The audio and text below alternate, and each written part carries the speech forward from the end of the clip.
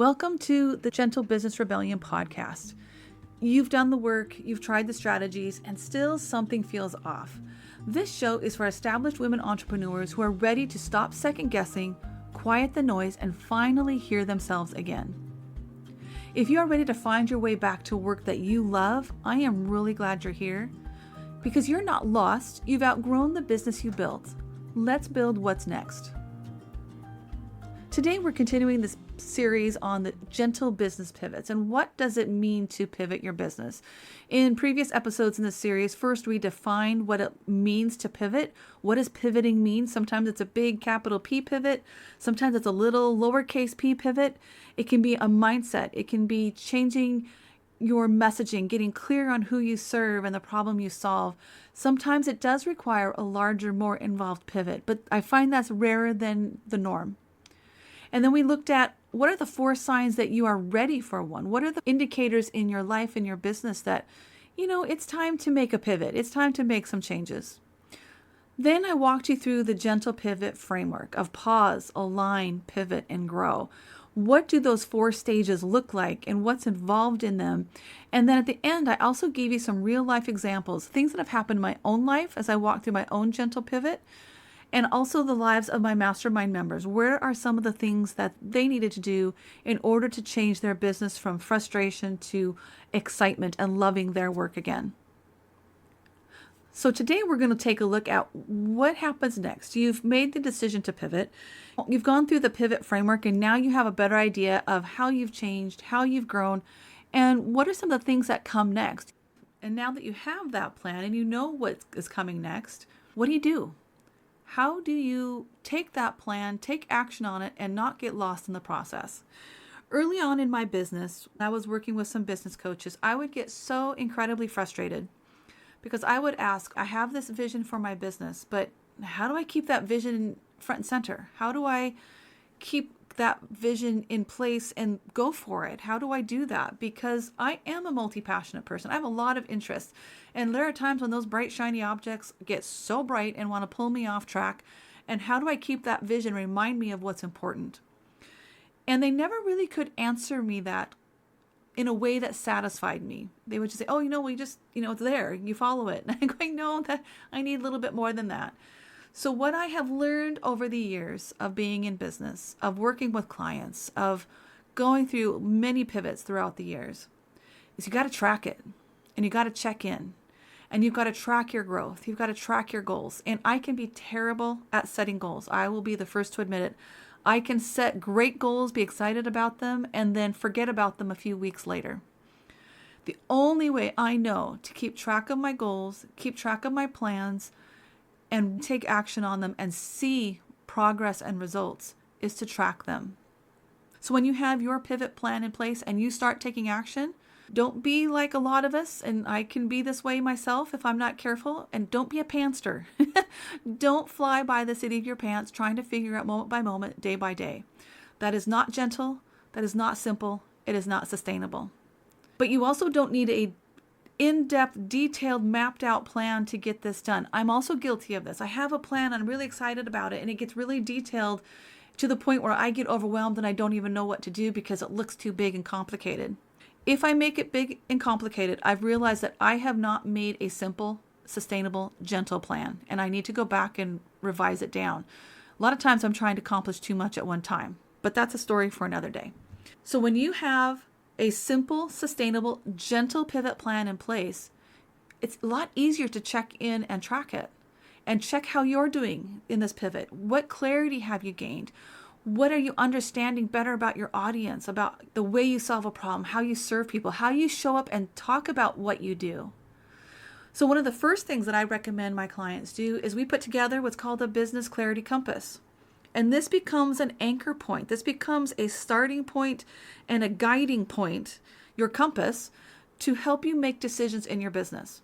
And these include basic things like, who do you serve? What's the problem you solve? How do you solve it? Why do you like to solve it? Sometimes we need to remember why we like to solve this problem. What are your core values? What are your content pillars? What are the things that you like to talk about on a regular basis that grabs the attention of your client?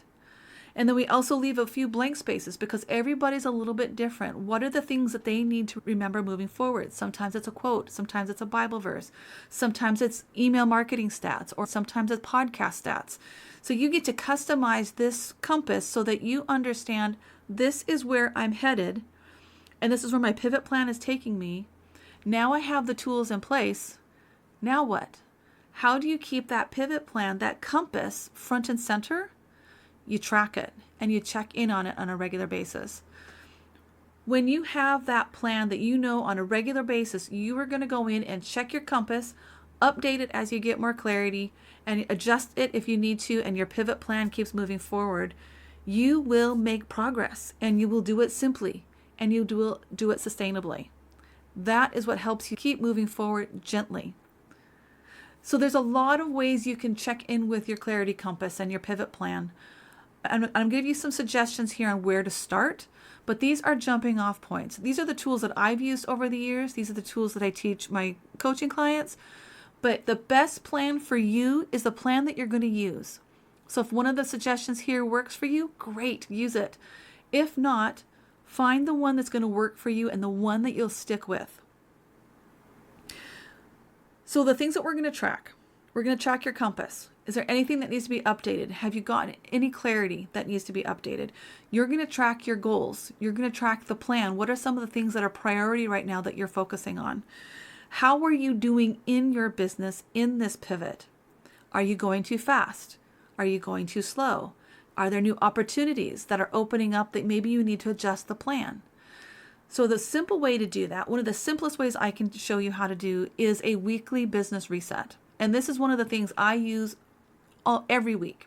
And the weeks that I accidentally skipped, sometimes I have to squeeze it in a few days later, but my week is different when I don't do this. I don't feel as tethered to my goals. I don't have them front and center. I get lost in the noise and in the confusion, and I need my plan in front of me. So the weekly business reset is looking at the week behind. What is pending? What are the things that got finished that you didn't mark off? What priorities have changed? And what needs to come with you into the next week? And what can be crossed off, or what needs to be put into that someday later list? It's also an opportunity to check in with your goals or your pivot plan. How are you doing? What's the status? Are these goals still relevant to you now? Have you gained some clarity and your priorities have shifted, or an opportunity has come that has shifted your priorities? Is there an unexpected event in your personal life or business life that has changed how you look at these goals? And then I also like to take some time to look back and reflect on the week. What was draining? What was giving me life? Where did God show up? What do I need to release? What is some stress of the week I need to release? And what am I really grateful for? And that helps get you in the right mindset to look at the following week. Because now you can look at, okay, where are these goals? Where's your pivot plan in your week? Where are your appointments? Where are the things that you don't want to forget?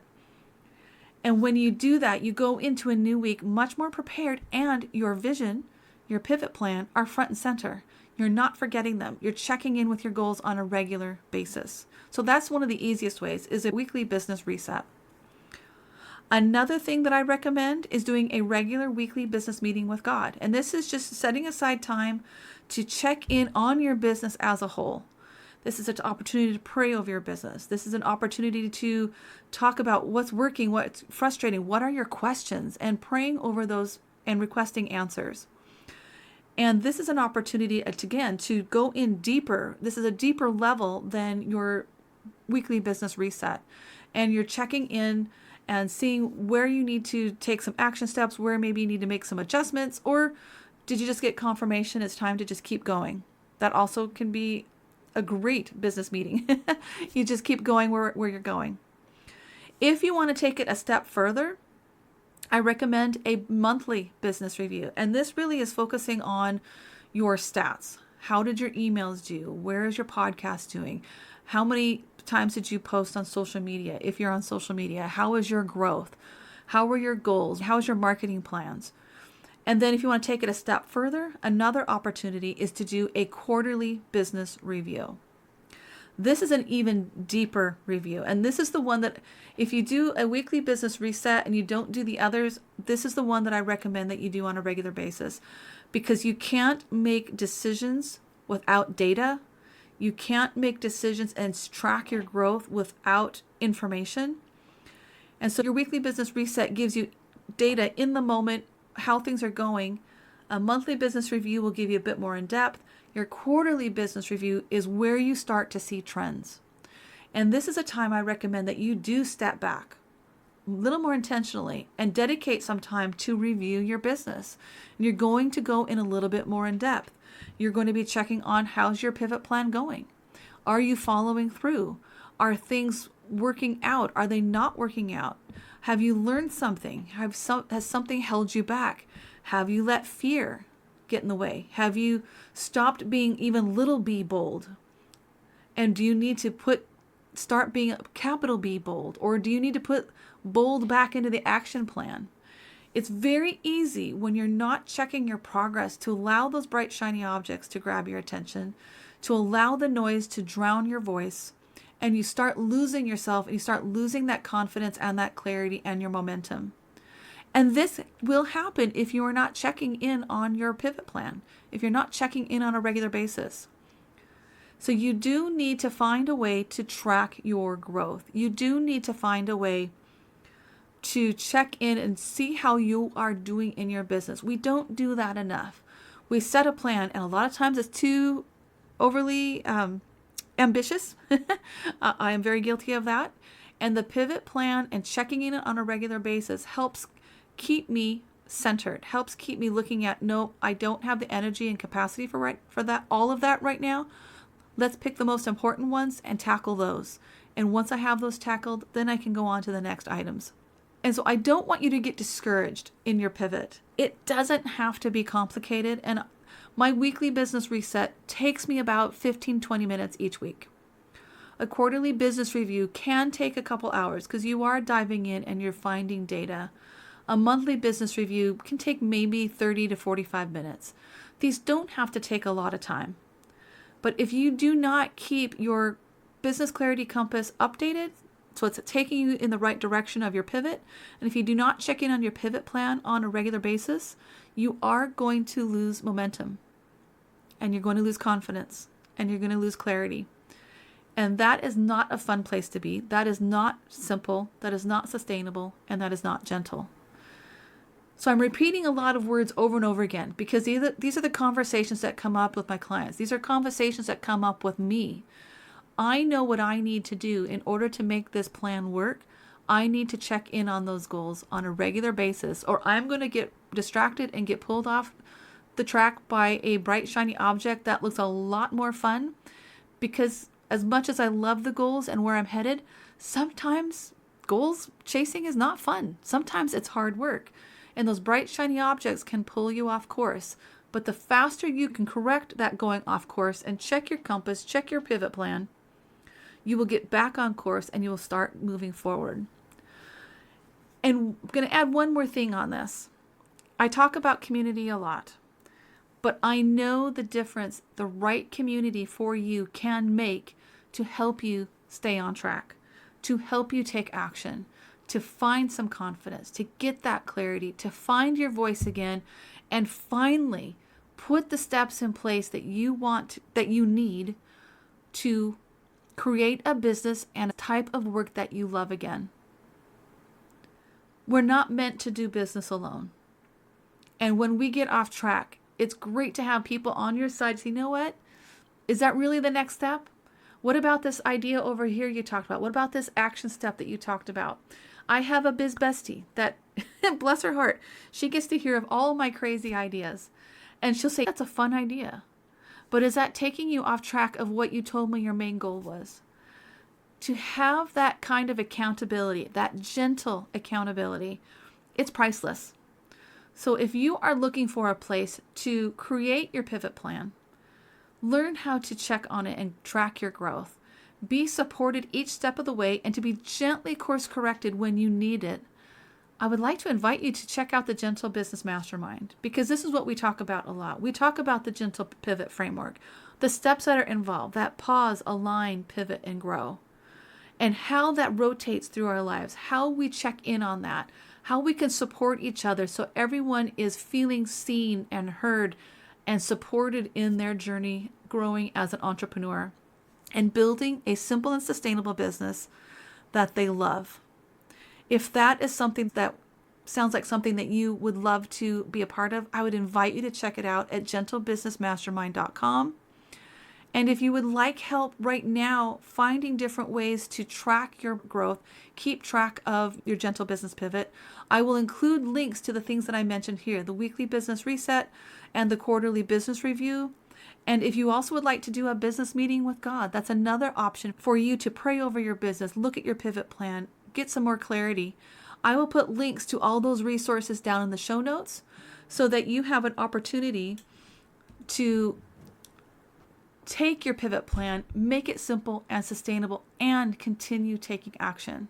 So thank you for joining me in this series. I hope you learned a lot and you got a lot out of it as you discern your next step and if you are ready for a pivot. And I look forward to speaking to you in the next episode as we kickstart a new series. And this will be about finding your voice, especially in the age of AI. I know a lot of us are struggling to figure out what's next in our business and how do we want to show up. People asking, do people even want to hear what I have to say? We all have those moments. And a lot of times what I have found is that with the noise coming at us, all the programs that we buy, the freebies we download, the YouTube videos we watch, the AI tools that we use, we start to lose our voice. This is an important conversation that I'm seeing come up in a lot of my coaching conversations, and we're going to be talking about it here on the podcast. Finding your voice, uncovering it, rediscovering it, and helping you align with who you are and who you were created to be so that you can start your own gentle business rebellion and build a gentle business.